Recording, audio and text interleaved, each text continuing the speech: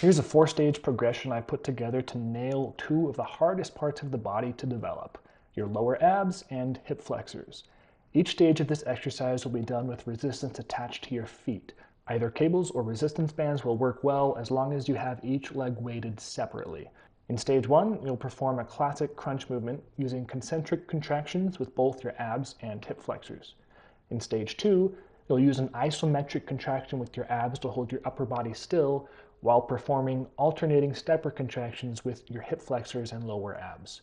In stage 3, you'll perform the same movement but start integrating isometric contractions with your hip flexors and lower abs as well, holding that contraction on one side while the other performs the stepper motion and then switching. Then for stage 4, you'll stop the isometric contractions with your legs and just alternate between resting and stepping while you start incorporating eccentric and concentric contractions with your abs by slowly lowering your upper body and then bringing it back up. I'll just touch briefly on the anatomy behind this exercise. There are 5 primary muscles that are commonly referred to as the hip flexors. There's the iliacus, which originates along the iliac crest along the back of the pelvis, and then inserts on the top of the femur on a knob called the lesser trochanter, so when it contracts, it pulls that leg up.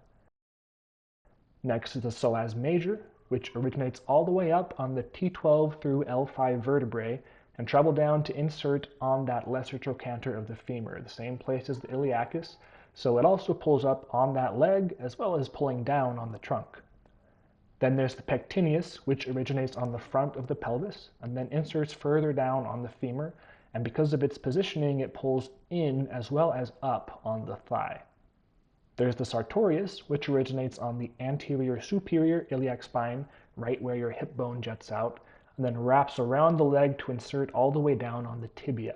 So it has several other roles in addition to hip flexion, which we won't get into in this video.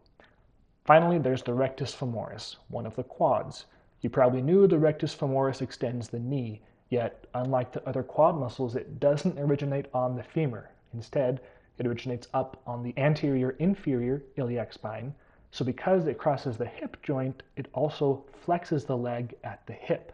And that's really important to understand if you want to work your quads effectively. So I'll be going over that in detail in another video as well. Now, because there is weighted resistance against upward flexion of the pelvic girdle in this exercise, it also targets the lower section of rectus abdominis, aka the abs.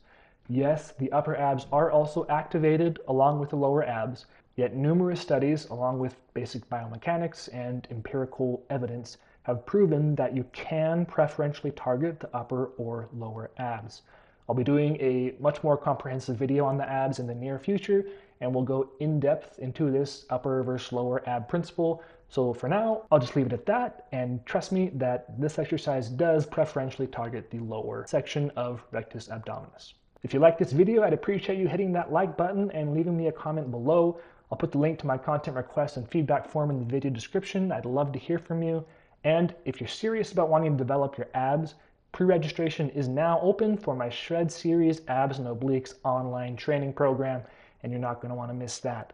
I'll leave the link in the top right corner and in the video description. And as always, just by adding your name to the list, you'll get 50% off the program during its beta launch. Mahalo, my friends. Until next time.